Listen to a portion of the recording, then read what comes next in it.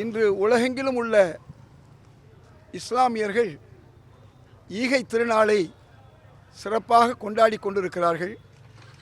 சகோதர சமுதாயத்தை சார்ந்த நண்பர்களும் இணைந்து இந்த மகிழ்ச்சியை கொண்டாடி கொண்டிருக்கிறார்கள். ஈகை திருநாள் போன்று எல்லா மதங்களிலும் பெருநாள்கள் திருநாள்கள் உண்டு.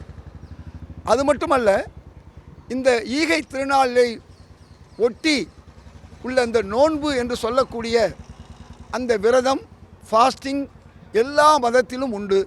அதே போன்றுதான் நம்பிக்கையும் தொழுகை என்று சொல்லக்கூடிய பிரேயரும் எல்லா மதங்களிலும் உள்ளது.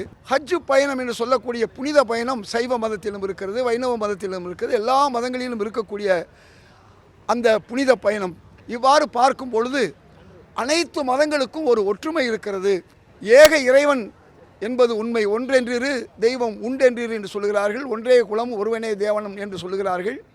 அது மட்டுமல்ல, தென்னாடுடைய சிவனே போற்றி எந்நாட்டவருக்கும் இறைவா போற்றி என்று எல்லாருக்கும் ஏக இறைவன் ஒன்றே என்று சொல்லக்கூடிய அந்த அடிப்படையில் மனிதகுலம் அனைத்தும் ஒரே தாய் தந்தை வயிற்றிலிருந்து உதித்தவர்கள், சகோதரர்கள்.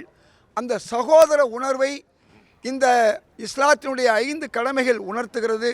இந்த 5 கடமைகள் எல்லா மதத்திலும் இருப்பது போன்றுதான் இன்றைக்கு பல்வேறு மதங்களிலே பின்பற்றப்படுகிறது.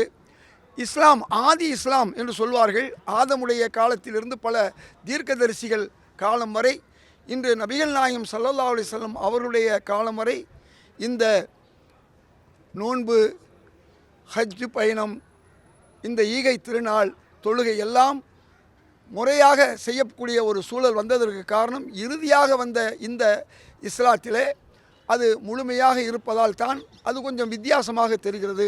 ஆக இந்த நேரத்திலே அனைத்து மத சகோதரர்களும் ஒன்றிணைந்து நாம் எல்லாம் ஒரு தாய் மக்கள் என்பதை உணர்ந்து நாம் இந்த ஈகை திருநாளையும் நம்முடைய திருநாளாக கொண்டாடுவோம் என்று கூறி விடைபெறுகிறேன். அஸ்ஸலாமு அலைக்கும்.